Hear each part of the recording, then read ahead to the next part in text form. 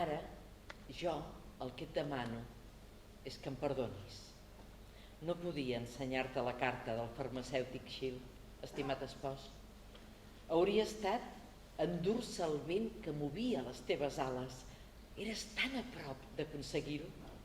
La nostra prioritat depenia del fet que jo amagués aquella carta. Perdona'm, però no podia destruir-la. Fixin-se, no diu la teva prioritat, sinó la nostra. Va arxivar la carta sense ensenyar-li al seu marit.